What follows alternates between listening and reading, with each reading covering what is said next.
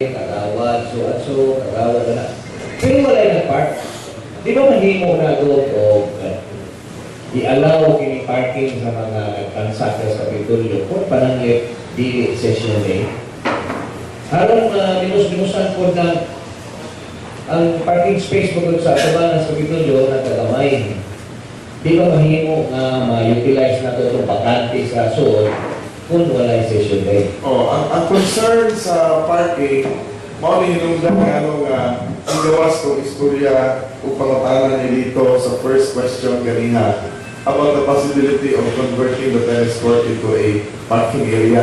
Tulad niya ako ng issue ng parking. Although, naku, magandang parking space dito sa gawas, no? Pero sa Plaza Lopita, pero isang kanyana, kulang niya po. Kung maulang yung gawas na dito, kautana o na-apply possibility ng itong tennis court area, ikabalhin ang parking space niya po itong pikas. Now, on your suggestion, may tungkol sa parking spaces na reserved for the officials, we will take that up in a meeting with our provincial officials because that policy was a policy nga murag naandan sa dili kay karon lang kundi hasta sa mga previous administration. So, we will do consultations in that regard.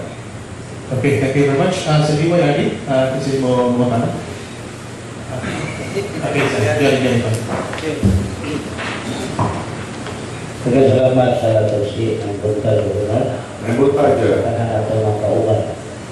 Doon naman na bisita, we have the provincial commander of NP in Province of After the Regional Peace and Order Council issued a stand about the integration of illegal gambling here in the entire region. As PNP head, what is your action about this? Like to the press. Niyaman si Colonel Yorka, akong ihatag kaniya ang kagayunan nga magkubad sa atong provincial director. So mga tipaminaw sa kahinan, ang sunod na tingog kay inyong madungog, mao ang atong provincial director sa Philippine National Police, si Colonel Yorka. Good morning po sa mga suting na pakinig sa ating program.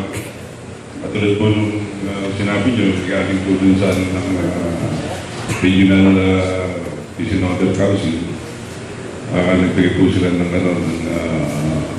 resolution regarding sa illegal gambling. So, naghihintay po tayo nung formal submission po ng resolution. Pero abangan po yung continuous po yung ating operation regarding po sa legal gambling. Kung maging po kayo last Wednesday, makikita niyo po doon yung nagbigay po kami ng briefing regards po sa mga arrested natin sa illegal gambling po. Continuous po yung ating operation sa illegal gambling po, especially sa Sweatfest. Okay, Jerry, any follow-up question? Follow-up. Ano ba kayong tinatawag ng financial status mo? Hindi mo po kilala yung financial? Ako yung mga, hindi po namin alam yung full name kasi po mahirap po tayo magbigay ng pangalan na wala po tayong ebidensya. Hindi pwede hearsay po yan. Kailangan ba, bigyan nyo kami ng ebidensya, makakuha kami, nag-file kami ng search warrant, mahuli namin mismo yung pinaka-head doon, that's the time pwede namin kung i-announce. Pero kung by hearsay, katulad alam niyo kung sino yung mga gambling lord, pero wala naman kayo ebidensya, may hearsay, mayroon po yun. Pero kung magbibigay po kayo ng affidavit sa amin, we will file. Punta lang po sa provincial command, o kilala niyo po yung mga gambling lord, nagsaglit po kayo ng affidavit na siya po yung gambling lord, then we will file kayo po. Pero kung wala pong gagawin, napakahirap po, kailangan po talagang ipin down namin yung gambling lord. Okay, usually mga itapupuro sa media, so make it formal, basically, eventually, so we can make it formal. Okay, next question sa DY Ano yung ID? Okay.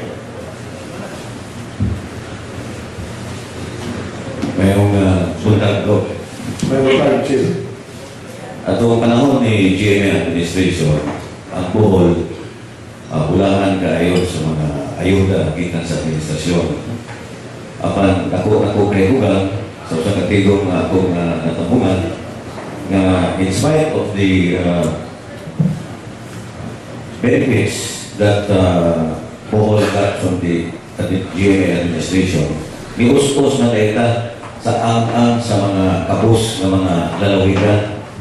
So, kung sa ikasulti mo ani ko na pag ikaw na may pag-gobernador karon, kung sa may nahimo sa mga dagkong proyekto sa miyaging administrasyon na may us-us na manino ka na itong poverty index na naman kasi ka number 35 ang lalawigan sa Bohol sa poverty index. Kung sa ikasulti mo ani ko.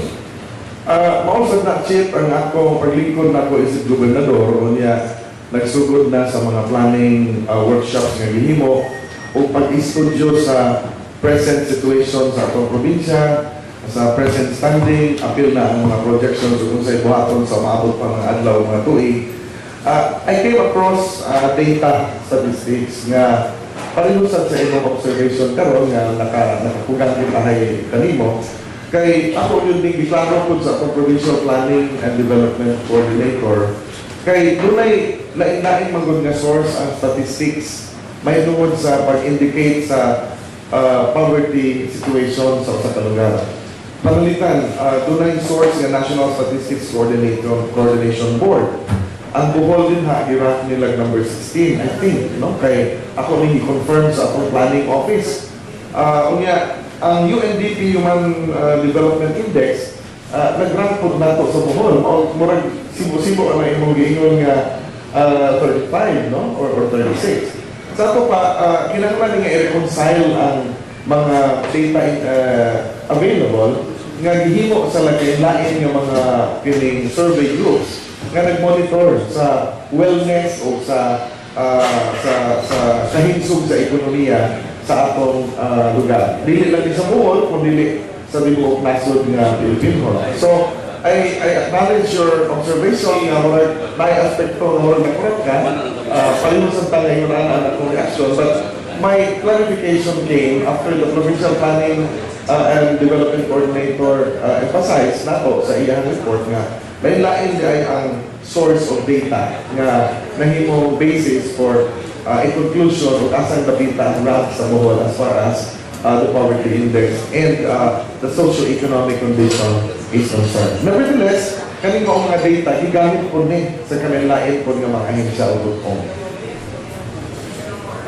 Question for Police Senior Superintendent Rodolfo Yorca. Director, maasahan na ba yung mga pulis dito sa Bohol tungkol sa campaign on Gamley dahil yung previous na taon, it has to be Cebu Police that will conduct raids dito kasi hindi daw masahan yung mga pulis dito sa Bohol. Ang masasabi po dyan na ginagawa po natin lahat ng paraan. You can inquire po dun sa executive judge kung ilang po yung search warrant na ina-apply po ng ating mga pulis. So, kayo naman po mag-take para masabi po. As of my marami po kami nilating sa sources. Okay, thank you, Director. Okay, I think every Wednesday, Director, you have media relations or interactions every Wednesday, right? Once a month. Okay. Okay, sige. So, after the legislation, we proceed with different media. Sunday Post, kasi mo talang Sunday Post, si Sendoy? Thank you, Kutsi. Good morning, Governor. O, Gingon man ni Colonel Yorca o ni Dr. Abandon. Governor, before ka ni-assume as a governor dito sa itong probinsya, kaming mga kapitan, nakadawag ni og suwat, ikan nimo, ang suwat nga imo ang ipada ng mga kapitan, doon ay attach na circular sa chief nga ipatuman na yun ang scholarship program sa mga barangay official o mga iski kagawad o iski chairman. Apan akong naibawan, ikan sa akong iski chairman, na implementation sa scholarship program sa Baiso, gisuspend na ilang nabasa diya sa ipunta ko sa